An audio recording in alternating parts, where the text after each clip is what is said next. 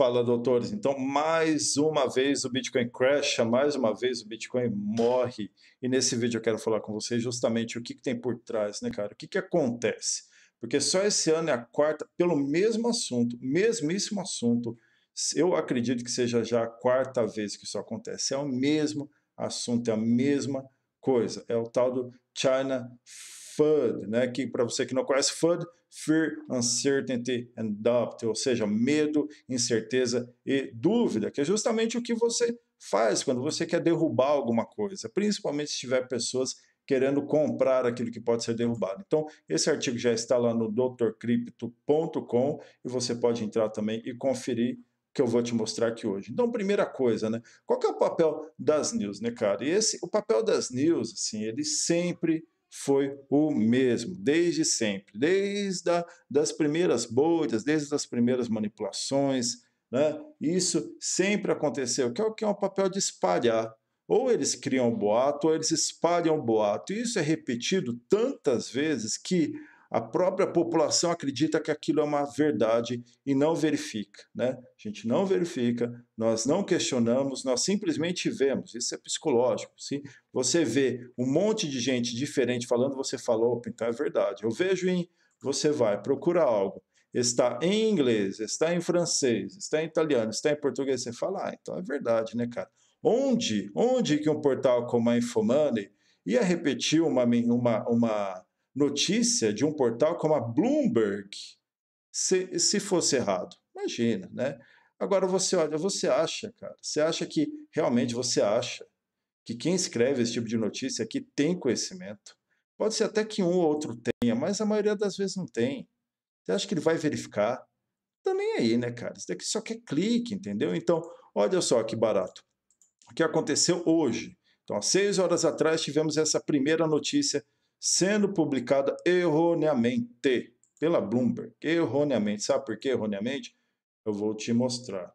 Por que erroneamente? Porque isso, ó, publicou hoje. Legal? Publicou hoje. Mas o que eles publicaram hoje? O que eles publicaram hoje? Olha só. Eu coloquei até aqui no artigo. Isso daqui foi uma. Eu não vou colocar o Twitter da pessoa aqui, porque é tão complicado, né? Questão política. Vai que a pessoa queira ter algum problema, queira excluir. Então, só peguei o post dela aqui.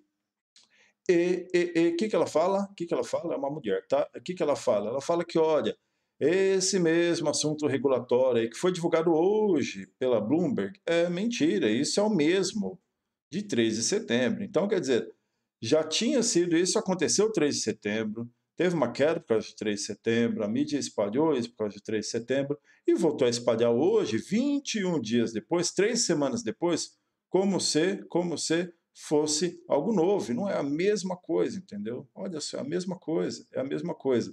E os outros portais ao redor do mundo começam a espalhar, olha só. Então, primeiro 6, aí começam a espalhar, que é o que aconteceu aqui. Você está vendo a Infomoney, repetindo 1 hora depois a mesma notícia, né? Colocando como a fonte a Bloomberg e exatamente repetindo. Isso daqui, né, gente, é o que tem acontecido, vai continuar acontecendo. Não é a primeira vez que acontece no mercado cripto, e antes do mercado cripto já acontecia com tudo quanto é mercado, tá? Então aqui, por exemplo, eu trago o gráfico do Bitcoin e o gráfico do Bitcoin, legal? Olha só, para você ter uma ideia. Eu coloquei lá, você pode colocar também, coloca China, BTC, né, que é Bitcoin May Crash. Você pode colocar só o crash aqui. Aí notícia em maio. Aí tem aqui, ó, a notícia de maio. O que foi? Bitcoin, preço do Bitcoin crasha espetacularmente após crackdown, né, após clampdown, após as questões lá na China. Legal? Isso em 19 e 20 de maio, certo? Depois você coloca para junho, ó, olha aqui, para junho, mesmo crackdown. Legal? Então, é isso que acontece, é a mesma coisa.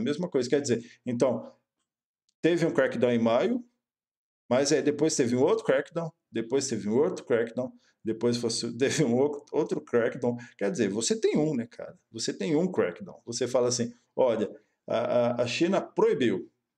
Em dia 19 de maio a China proibiu. O que vier depois disso não é uma nova proibição, continua proibido. Ah, não, aconteceu tal problema no dia 19 de maio. Ah, não, o mesmo problema aconteceu novamente. Não, não, é o mesmo, é a mesma situação, que ficam repetindo como se fosse sempre coisa nova, e não é. E agora, olha só o que eu trago de interessante, cara. Além disso, trago uma questão interessante, não vou colocar por completo também, porque é algo complicado, né? É uma situação complicada, e aqui eu estou colocando também uma tradução, uma opinião, né, de uma pessoa lá fiz até questão de colocar que era a opinião dela, mas ela tirou prints, né, de notícias que saíram lá na China, cobrindo um episódio que teve envolvendo alguns oficiais de uma província lá, envolvendo alguns conluios, né, de mineração de Bitcoin. Você deve saber que a maior parte da mineração, tudo bem que muito já foi migrado, muito já saiu de lá, mas até então boa parte do Bitcoin no mundo é minerado na China. Tanto que você vai comprar os equipamentos de mineração, a maioria hoje sai de lá, sempre saiu de lá. Então você imagina, tem lá, equipamento de mineração está lá, virou uma fábrica, né? Muitas fábricas gigantescas de mineração aconteciam lá. E como sempre, né, gente? Você envolve dinheiro, você envolve política. O que, que você tem no meio? Você não tem coisa boa. Então, aqui, nesse que eu reproduzi só uma parte, fala o quê? Fala justamente que tinha um pessoal envolvido na política, envolvido também com alguns grupos de minerações, inclusive com algumas máfias que conseguiram pegar investimento de empresa europeia, inclusive de mineração, milhares, né, milhões de dólares em equipamentos foram mandados para lá. Esse pessoal não devolveu, quer dizer, não devolveu o investimento, ficou tudo para eles, enfim, cara, descobriram que tinha um monte de coisa envolvida, corrupção e tudo mais. Isso não é, né? Tem gente até que pode falar, não, isso é um ataque à população chinesa. Não, isso não é. Do mesmo jeito que aconteceu lá, poderia ter acontecido aqui, poderia ter acontecido nos Estados Unidos, poderia ter acontecido na Europa. Isso não é a ação de uma população, isso é a ação de poucas pessoas, entendeu? Eu tenho grande admiração, inclusive amizade com muitos chineses. Falo um pouco de chinês, tá? Falo um pouco de chinês. O Fei Chanxihuan, John Gurian. Mas isso daqui, cara, realmente é um ponto assim. Isso aconteceu um pouco antes desses crackdowns, um pouco antes do crackdown sobre mineração lá. E o ponto, qual que é a conclusão aqui dessa notícia? É que o quê? É que no final, quando o governo descobriu, né, através de algumas investigações, aí falaram assim, então quer dizer, agora realmente não é mais para minerar aqui. E foi uma grande, e com isso aconteceu uma grande venda, um grande despejo, provavelmente, agora não sei quem, né, não sabemos quem, mas provavelmente muito do que tinha sido minerado por esses cartéis, por esses coluios de mineração, foi simplesmente vendido, né? Agora a gente não sabe se foi algum meio oficial ou não que vendeu justamente para acabar com aquilo, mas sim, isso aconteceu, só que olha só, você não vê esse tipo de informação em todo o restante da mídia, inclusive lá a notícia que estava em chinês foi removida, eu não achei depois novamente ela, mas você não vê uma conexão, entendeu? O que aparece aqui é um monte de notícia. Então, a mídia vai pegando algo que é verdadeiro, sim, um efeito verdadeiro, mas começa a utilizar isso para espalhar FUD, né? Novamente, medo, incerteza e dúvida, tá? Porque o que aconteceu aqui foi sim, foi um evento grande, mas foi um evento, cara, com pouquíssimas pessoas. Não é um evento global, não é algo que deva acontecer na mesma escala. Mas ficam repetindo. Agora, por que fica repetindo? Porque tem gente que tem interesse em repetir. Tem até um youtuber, quem é o Lark Davis, né?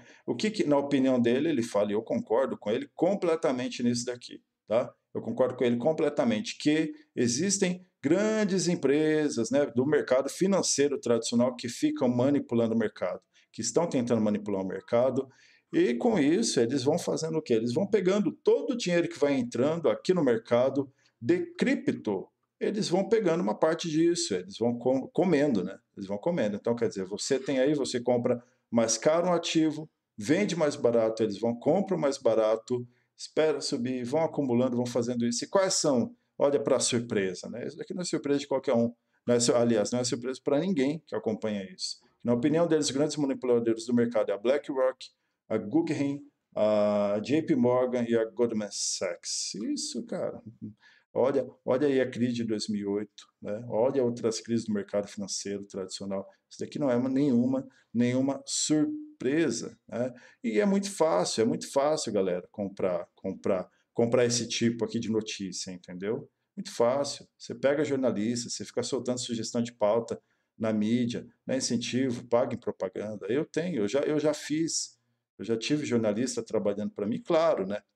Era para a divulgação de alguns assuntos, não de fake news, por exemplo, mas é muito fácil, principalmente quando você tem empresas que investem diretamente na mídia, ou são donos, ou investem em propaganda, entendeu?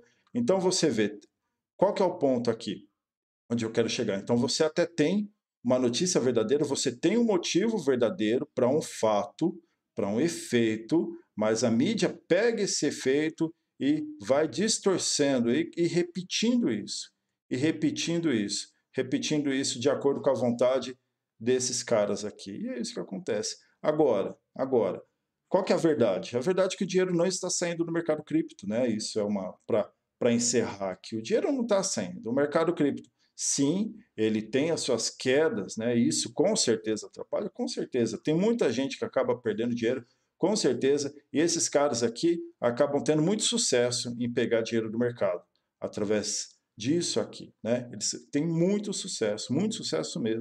Eles vão pegando dinheiro, mas o mercado cripto em si, cara, ele vai continuar crescendo muito hoje do que a gente vê às vezes em queda no Bitcoin, por exemplo, ou em queda talvez em algum token que você tenha, em alguma coin que você tenha, algum investimento que você tenha, tudo bem, tem aquela queda, mas não é que o dinheiro saiu dali e voltou para o mercado tradicional, não. Hoje, muito do que cai em um ativo, mas o pessoal, simplesmente nós, investidores, né, a maior parte hoje do que forma o mercado cripto, não tira esse dinheiro para o mundo tradicional. Ele simplesmente movimenta isso para uma stable.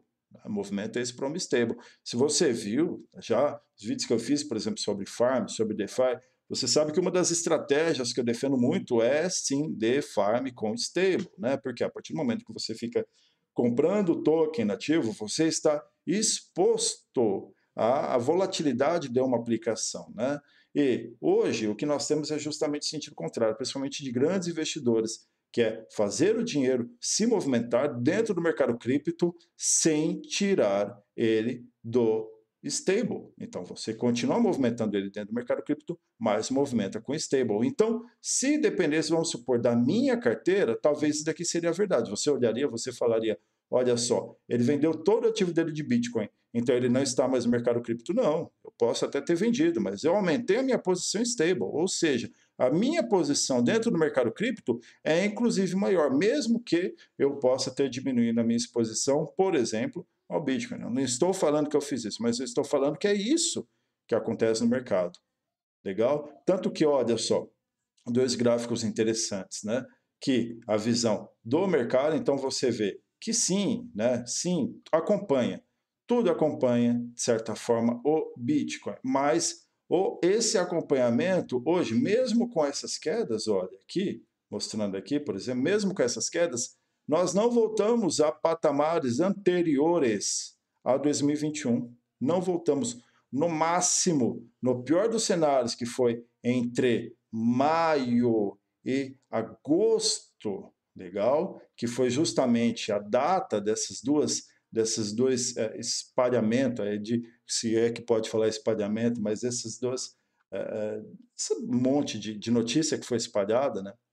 Desses efeitos que foram gerados nesse período. Então, quer dizer, esse foi o pior período, sim, foi o pior período, sim, mas não voltamos para antes de 2021. Não voltamos para antes de 2021. Você pega aqui, tá vendo? Nós não voltamos. Nós chegamos próximo, no pior período chegamos próximo, mas não voltamos. Ou seja, o mercado cripto continua crescendo sim. Aqui esse gráfico é muito interessante, porque ele mostra em amarelo Bitcoin, aqui em cinza Ethereum.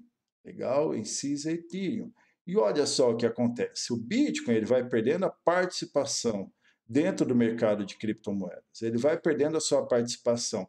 Ethereum, a partir de 2017, ele começa a ter uma participação muito grande, mas o que nós temos a partir de maio, que olha, a partir do momento que nós temos esse monte de coisa aqui acontecendo, olha só que interessante, olha só que interessante aqui, tá vendo esse monte de coloridinho? Tá vendo? São os outros investimentos, tá? Fora Bitcoin, fora Ethereum, são os outros investimentos, inclusive contando aqui com stables também, acompanhando. Mas são os investimentos. Aqui, ó, até o que surge aqui em rosa, né? É o Polkadot, a gente vê Dodge, a gente vê BNB, nós vemos ADA, nós vemos Sol, olha só, Sol aqui surgindo, e isso aqui vai cada vez ficar mais colorido, mais diversificado, mais descentralizado e com o intuito, né, galera? Quanto menor for a participação, porque é importante, né? É importante sim que tenhamos pouca participação, quer dizer, que um só ativo domine o mercado. Um ativo, ele tem que ter uma participação aqui, vamos supor, de menos de 10%. Então, o mundo ideal é quando o Bitcoin tiver uma pequena participação aqui, pode ser ainda a principal, né, comparando com outros, pode, mas tem que ser muito menor, Ethereum uma participação pequena, e vermos outras redes, não só Layer 2 de Ethereum, mas também que não sejam Layer 2 de Ethereum. Tá? Porque aí com isso, com certeza o impacto vai ser cada vez menor. E outra, né, conforme o mercado começa a se desenvolver, muita gente que vai entrando vai sequer ligando para isso. Por isso que é importante, né, pessoal? Notícia, realmente ver notícia, na minha opinião, é bobeira, é bobeira, é bobeira. Você até pode ver, por que é importante que nos mantenhamos antenados? Porque quando você vê, você sabe que você pode até estar imune a isso, mas outros não estão. Então a gente sempre vê o movimento, mas pode ter certeza que isso vai continuar acontecendo. Por isso que temos que ter estratégia quando o mercado sobe e estratégia quando o mercado cai. Estratégia quando tem esse tipo de manipulação, porque vai continuar acontecendo. Vai continuar acontecendo. Por isso que eu sou um grande defensor principalmente DeFi, da utilização de tokens não nativos. Porque a partir do momento que a sua carteira fica menos volátil, você está menos exposto a isso. Se você estiver menos exposto a isso, você, assim como eu, assim como outros, então o mercado também fica mais maduro junto. Foi um artigo, talvez, um vídeo, talvez, um pouco mais complicado do que o normal, mas é um assunto que eu vou começar a abordar e é importante, é muito importante. Pode ter certeza que a partir do momento que você sabe disso tudo, se você já percebia que tinha coisa de errado, agora você tem certeza que tem coisa de errado, tá? E vai tomar o seu cuidado, vai sim ficar o seu imune, não vai cair na conversa de qualquer um. E outra, eu digo outra, sabendo disso tudo isso aqui que eu estou te falando, você acha que adianta ficar olhando o gráfico, cara? Você acha que adianta ficar olhando o gráfico? Você acha que o gráfico ele ia mostrar, ele ia mostrar isso daqui? Não adianta, não adianta, não adianta. Você tem que saber que é muito além disso. Algumas vezes você pode até acertar sim, algumas vezes pode até acertar sim, mas na maioria das vezes ficar vendo youtuber falando, ou influência qualquer, ficar falando de gráfico, não é o ponto. Tá? Não é o ponto. Podemos aproveitar melhor a nossa vida. Legal? Então, espero que você tenha gostado e um grande abraço.